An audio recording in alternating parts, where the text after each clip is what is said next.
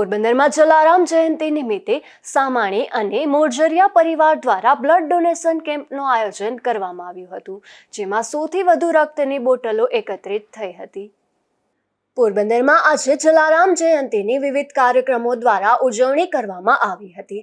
જલારામ જયંતિ નિમિત્તે પોરબંદરમાં છેલ્લા 23 વર્ષથી સામાણી પરિવાર અને મોરજરિયા પરિવાર દ્વારા આશા બ્લડ બેંકના સહયોગથી રક્તદાન કેમ્પનું આયોજન કરવામાં આવ્યું હતું। આ રક્તદાન કેમ્પમાં 100થી વધુ રક્તની બોટલો એકત્રિત થઈ હતી। આ કાર્યક્રમમાં મોટી સંખ્યામાં જ્ઞાતિના આગેવાનો પણ જોડાયા હતા। જય જલારામ।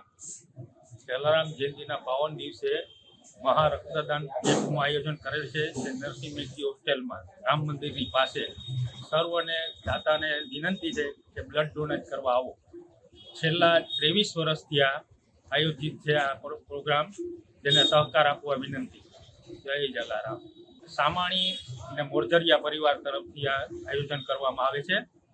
છેલ્લા 23 વર્ષથી આયોજન સતત ચાલુ છે।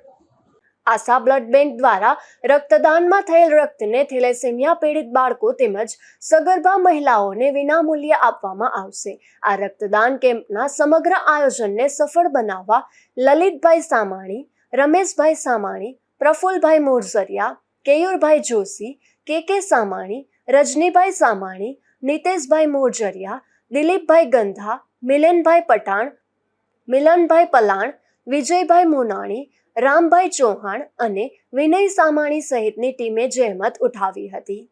નિપુલ પોપટ સાથે અશોક થાનકી, ગુજરાત ન્યૂઝ, પોરબંદર।